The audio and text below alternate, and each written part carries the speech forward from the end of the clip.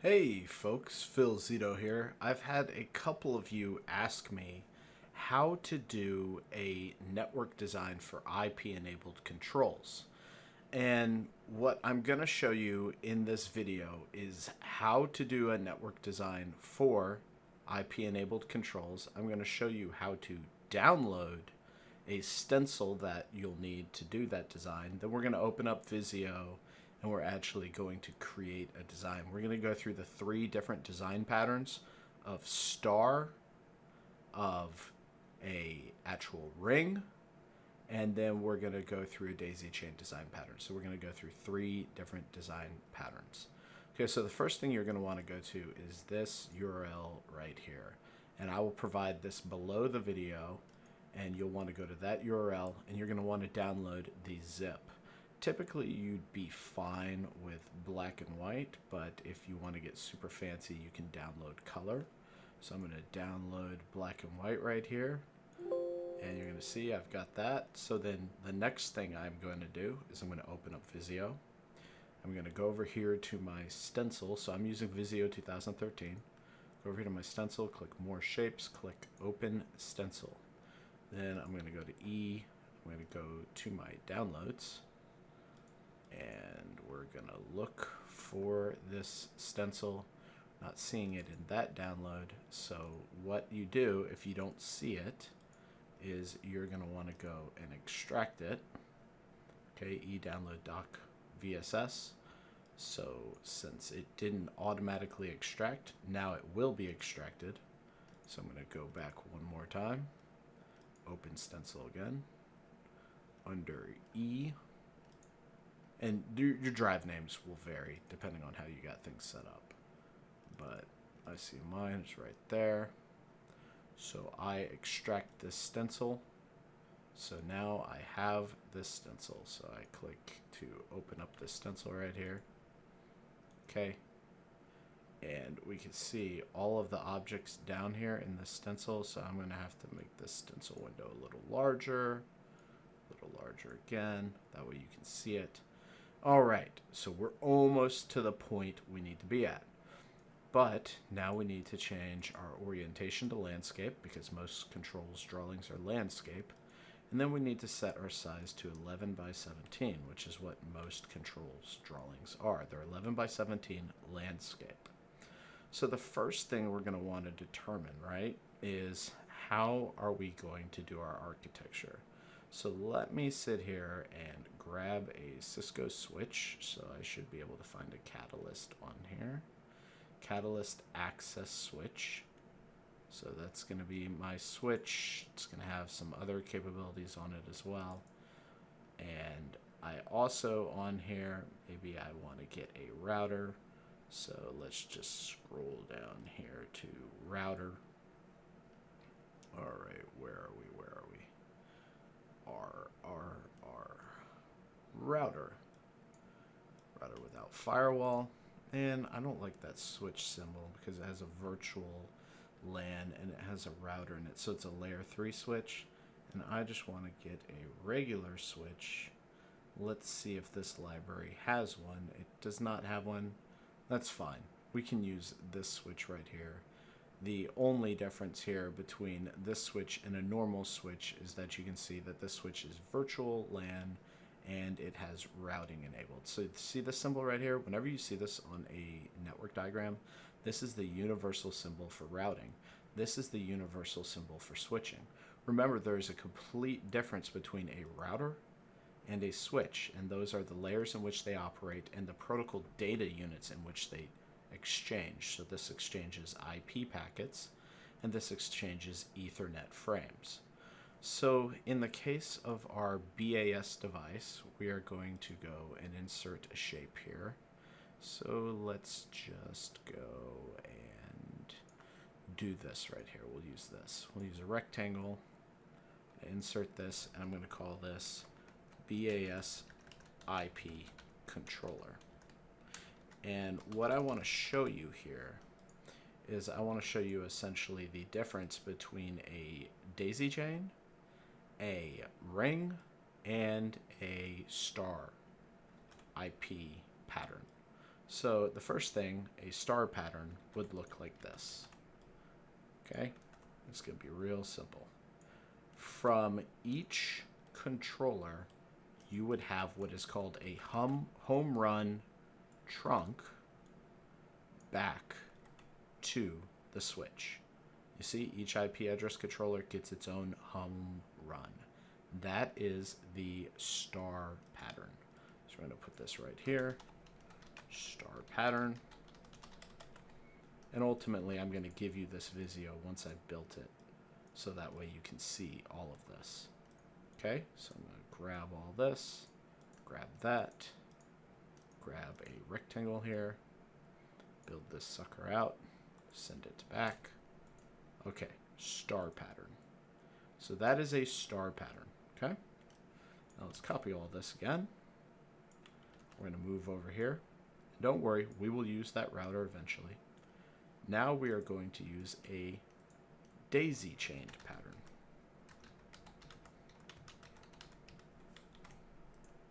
And I'm just going to stretch this out so it looks nice and clean. Now, the difference between a daisy chain pattern, can you guess what that is? If you said that it goes from device to device to device, you'd be absolutely right. This is your daisy chain pattern, and let's make this look nice and clean here. So, here we go. This is a daisy chain pattern right here. The trunk is going to connect to the controller, and then it is going to come out to the next controller, to the next controller. Usually these controllers will have dual network interface cards. That means one interface card for the inbound, one interface card for the outbound. Now it is a hop, skip, and a jump to using a ring pattern. Okay? So here's a ring pattern. And a ring pattern, real simply, all it is, here we go, let's grab this sucker right here and grab them. It just completes the circuit, right? Very similar to just any ring architecture. And maybe, you know, we want to put another controller in here just to be fancy pants here. We'll go and connect this one and connect that one to there. And now you have a ring pattern. So we have three patterns, right? We have a star pattern. We have a daisy chain pattern right over here. And we have a ring pattern. Now, each one of these patterns is going to be dependent on what your field controllers can support. Because if you're using power over Ethernet to power the controller, then you're not going to be supporting a daisy chain or a ring pattern. Daisy chain and ring patterns require external power sources for the IP controllers, or they require PoE boosters, but normally you don't want to boost your PoE in a daisy chain or in a ring pattern because it will just start to degrade over time. Your best bet is to just run a transformer along with the trunk and just do 24 volts, hop, hop, hop, hop. And in the case of star pattern, you can do direct runs. Now, IP-wise, these are all going to look the same. So from a logical perspective, the ring pattern and the daisy chain pattern look like the star pattern. So from a logical perspective, not a physical perspective, but from a logical perspective, star pattern looks like daisy chain and looks like ring. So when you are troubleshooting these, remember that from a logical perspective. But when you're troubleshooting, remember from a physical perspective that if this controller is down, then this controller would naturally be down as well. Logically, they would all be communicating because they are logically looking like this. Are you following what I mean by that? How the difference between physical and logical? Logical means how the data flows. Physical means how it's actually wired up. For this design, we're going to primarily focus on star pattern because daisy chain pattern and ring pattern, while utilized, are a little more complex, and pretty much all of the key concepts we need to grasp here, we're going to grasp from simply doing a star pattern. So I just duplicated the page, so I'm going to call this first page pattern. patterns, and I'm going to call this page example. All right, so let's go and blow this out. Here we go. And we're going to do two main examples here. The first example we are going to do is we're going to do an example of a single building BAS network with 3 IP controllers. So we're going to call this example 1. Here we go. My big fingers. Example 1, single building. And then this next one that we're going to also do, we're going to call this example 2, multi-building. And the reason I want to show you this is so I can show you, and you know what, actually we'll do one more, because I'm in the mood to do maybe one more. Example, multi-building single VLAN. Okay, so here is our trunk. Ports connected to our switch. This is our physical local area network. So if I were to insert a symbol, which I would have to go open up another stencil. So for this case, we're just going to say that this is, and I'm going to put it here, physical single LAN. So I want you to realize that. Physical, it's a single LAN. Logical, single VLAN. All right, so the first thing we're going to need to understand is that coming from here to here, this is our IP connection. So what is this going to be called up here? Where all the IP traffic goes when it needs to get out of this LAN. What is this device called up here? Default gateway, right? It's called our default gateway. Oh, I hate how it doesn't let me stretch stuff out right there. So here's what we're going to do. I'm just going to go here to text, default gateway, and we're going to use this text field over here. I'm going to stretch this sucker out because this is how you're going to build your designs while you're doing this. And our default gateway, we're going to put our IP, and you know what? I want to make all this left aligned so it's nice and clean. And we'll call this 192.168.1.1. Okay? And it's going to be a /24 network. Our subnet is going to be 192.168.1.0. Our mask is going to be 255.255.255.0. And if you're wondering if some of this stuff isn't making sense to you, go back to the module on IP addresses in lesson, I think it was lesson 2 of module 2. So you'll want to go back to that. Okay, so we've got our default gateway. We know our IP address. We know how many hosts we have, because remember 24, that's 8. So that's 2 to the power of 8, because 32 minus 24 is 24 network bits, 8 host bits. 8 or 2 to the power of 8 is 256, minus an address for our default gateway, minus an address for our broadcast address, and we get 254 hosts. So we're going to go and bold this, and then we're going to go here, copy this, and while I'm not going to teach you how to organize and make stuff look pretty, because everyone does stuff differently, I am going to show you how to make this all look, or how to gather all the information that you need to design. So -24, okay? So mask.255.255.255.0, and we're going to say our default gateway is 192.168.1.1, and we're going to say our broadcast domain is 192.168.1.255. Okay, and we're going to say that we have our hosts are 254. We have 254 hosts. Now, here's where things get a little interesting. What you're going to want to identify on your documentation is, first off, you're going to want to identify the port that you are connected to. So let's say this is gigabit Ethernet 1-0-1,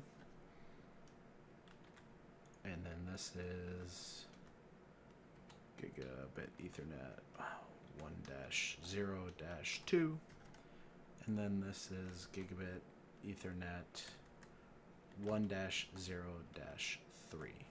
Now that's a naming schema for Cisco switches, but basically what it says is that is the first assembly and the first slot card and then the first port. That's as I was taught for Cisco switches. So you see I'm identifying the ports that each BAS IP controller is connected to. Now we are going to go and get our backnet. I'm assuming you're using backnet, but whatever. You know what? We won't assume you use backnet. We'll just say our device ID, and we're going to get that information, and let's just call this like VAV 101. And let's stretch this sucker out a little bit so that it's nice and clean here. Okay, so we got that. VAV device 101. And if you ever don't like that it's in the middle and you kind of want it at the top, you just hit this, and now all your traffic will go to the top. We're going to say IP, and let's give it an IP of 192.168.1. Maybe we'll start our range at 50, so we'll say 50.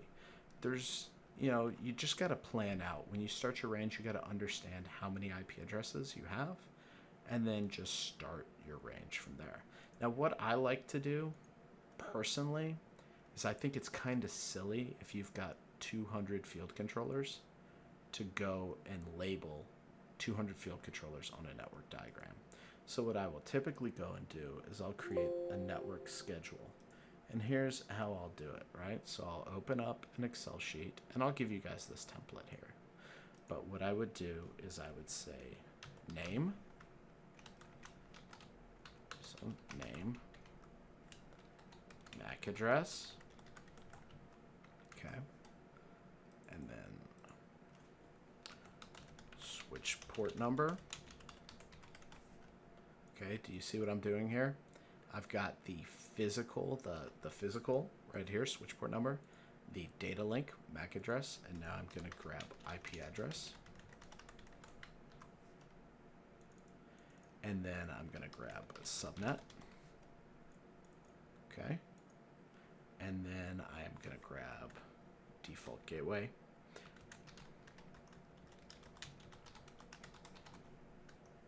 Okay.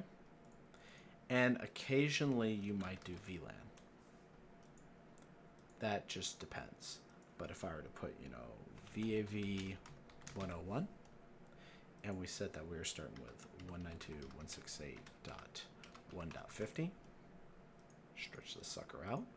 We say our subnet is 192.168.1.0. And we would go and add a dash 25. Or, sorry, dash 24. My bad. Dash 24, and then we put our default gateway as 192.168.1.1. VLAN, you either put NA, or in the other example you'll see I won't put NA, I'll actually put that. Switch port number, we put gigabit Ethernet 1-0-1. And MAC address, I'm going to be super lazy here. Really? Come on. Here we go. Let's grab a MAC address. Mark.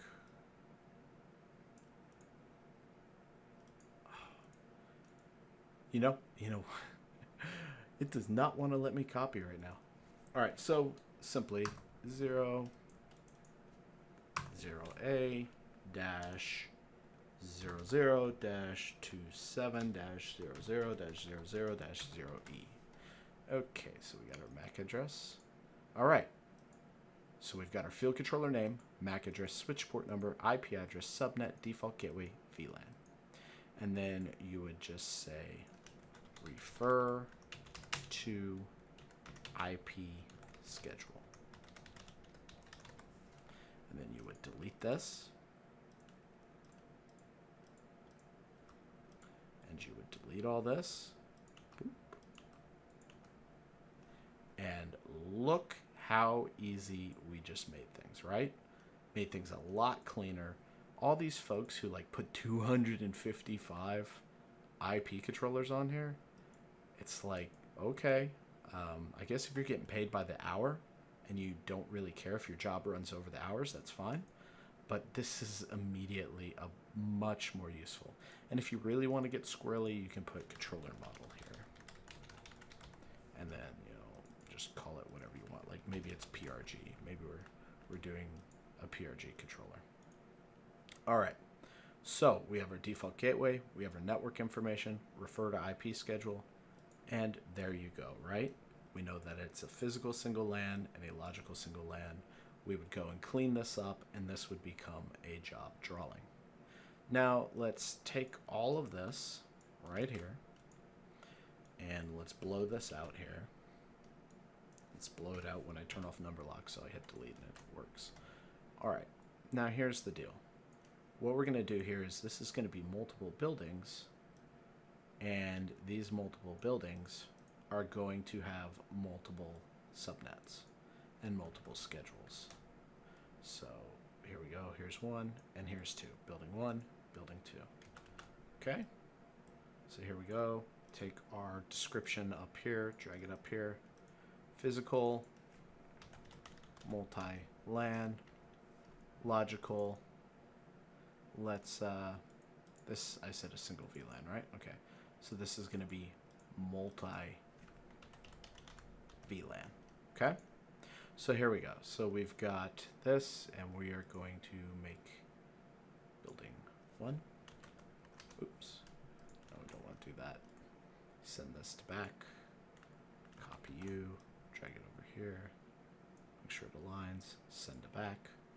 Grab our handy dandy textbook, right, or text block right here. Call this building one. Grab that. Drag that over there. Copy paste. Drag that over there, call that building 2. And I'm going to organize this a little bit differently, just so, here we go. There we go, default network. Drag that sucker down. And here's like a little trick with Visio. You see these lines? This is how you align stuff. So it's going to go and automatically do this for you. And then we're going to create a trunk between our two routers. Okay, so we know that this, and then what I'm going to say is refer to IP schedule tab VLAN. Let's just call it 2345. VLAN 2345, and then refer to IP schedule. Don't mind the restart required. I don't know why that would pop up. I had that disabled, but whatever. Let's shut that. All right. So refer to VLAN 2345 and VLAN 2346. Now, in the next one, I'm going to show you how to do 2 VLANs, but in this case, or sorry, no, a single VLAN. In this case, we're doing 2 separate subnets. Because remember, each VLAN is going to need its own subnet. Okay? So here we go. So now what I've done is I have created this default gateway, 2 default gateways, 2 networks, right? 2 different subnets. See, 1-0 and 2-0. So those are the subnets. Same mask because it's a -24. Different default gateways, different broadcast domains, same amount of hosts, different VLAN. All right. Now what I need to do is I need to define my route. Now realize that a lot of this you are not going to have to do. And the reason you're not going to have to do this is because IT is not going to let you do this. But it's good to understand how it's done so that you can communicate with them. So in this case, I'm going to say SO, that's serial output 0, and maybe we'll just do it this way. SO 0-1-0.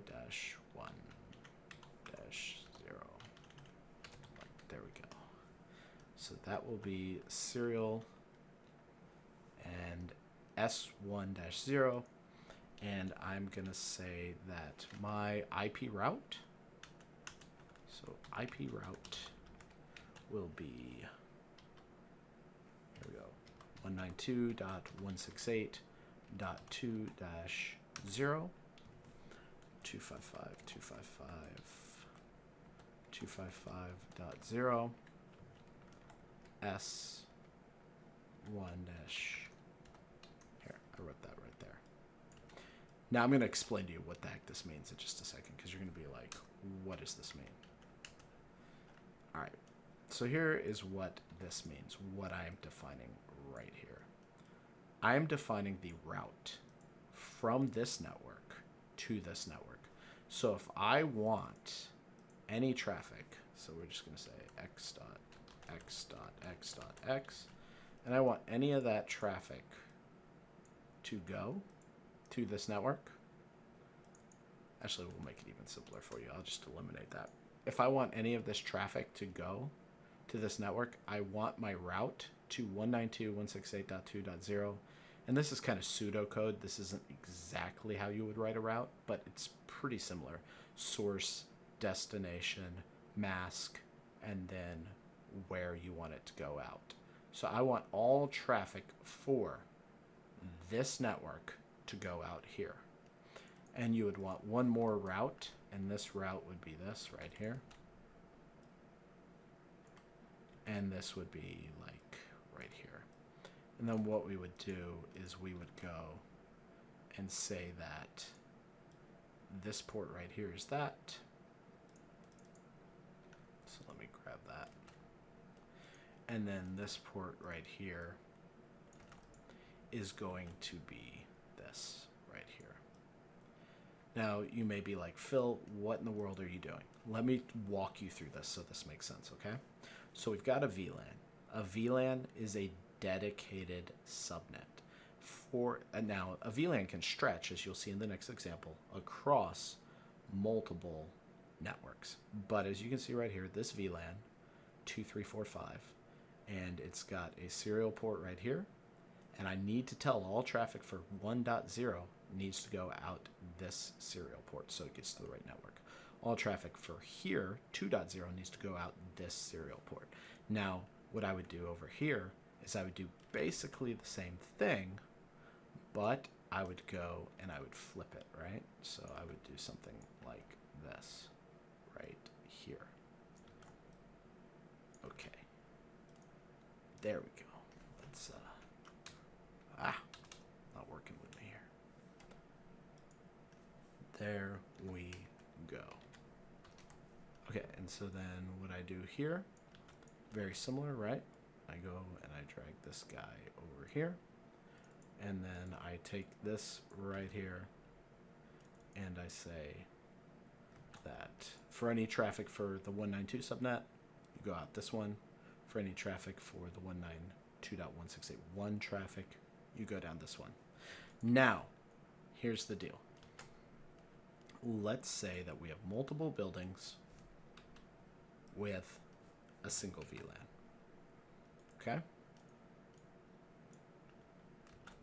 And let's do that. But before I show you that, I want to show you one thing real quick. So our Excel document.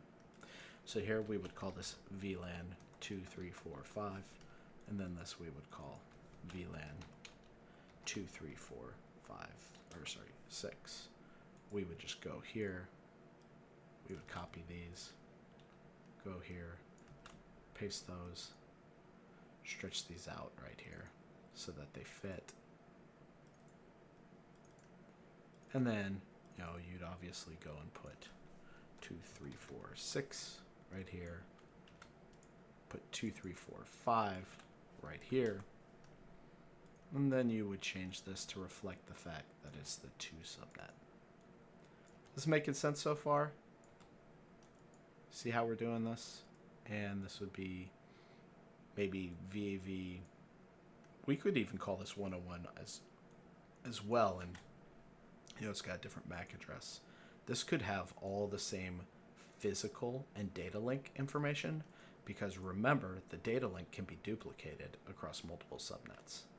It's just the network layer that has to be different. So here on our multi-building, what we're going to do is we're going to copy all this stuff. I'm going to put this over here. And I'm going to copy all this, put this over here. And then what's going to happen is with this VLAN, you're going to see that this default router and this default router are going to have the same IP gateway address. And you may be like, Phil, two physical devices cannot have the same default gateway, Phil. You can't do that. And what I would say to you is you're absolutely right. They cannot have the same. But these aren't the default gateways. Logically, what it looks like is that there is this gateway here. This does not physically exist, but this is what it logically looks like. It looks as if there is another router in between. This is the logical picture, because what happens is a VLAN is a virtual LAN. And if you remember, a LAN consists of your physical layer and your default gateway. You have one default gateway per LAN. And since this is virtual, that VLAN has its own default gateway IP address. So what you would need to do is inside each one of these, you would have your own default gateway. And that default gateway is this right here. And that would exist as the VLAN. Now at the IP layer, you still need to route between these two routers. And so in this case, you're going to do something a little bit interesting. What we're going to do is we're going to change our routes right here. And we're going to change this route right here so that these all look the same. Okay, seeing all this? It's all good? Making sense? Okay, now what's going to happen here is from an IP perspective, I'm going to use a higher class IP address. What I'm going to do is I'm going to use, I have to remember here, I believe it's dash 30. Yeah, 30 minus 2, 2 to that. And yep, absolutely. That is what I'm going to do. So I'm going to do like 2 right here, and I'm going to do 2 right here.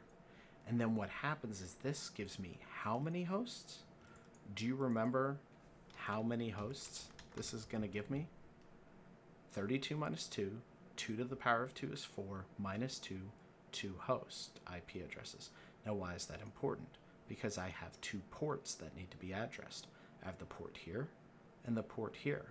And by creating IP addresses on both ports, then what I'm able to do is have these on the same network and create a trunk between these 2 routers. And I can create a route between these 2 routers so that I can route traffic from here to here, from here to here. Now, when you do this, when you go and do this thing right here, what I would recommend you do is you have your VLAN whatever, right? 2, 3, 4, 5. And you have your, here, okay, it's already taken. So you'd have your VLAN 2, 3, 4, 5. You would have this right here. And then you would have this. And here. Boom, boom, boom. VLAN 2, 3, 4, 5. And then I would call it building router, or even easier in case it's maybe not building, LAN router.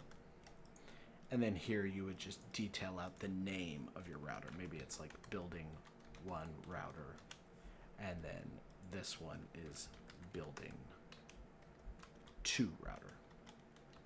That way you just know what router these things are physically connected to. Now I'm just going to change that back over to that, and maybe we change that to D. There you go. All right, so makes sense.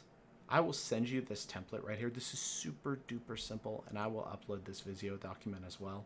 Super duper simple, but this should explain the 3 different types of scenarios in which you will be creating networks for BAS IP enabled field controllers. Thanks a ton. I hope you enjoyed the video. If you have any questions, drop them in the comment section below the video. Take care.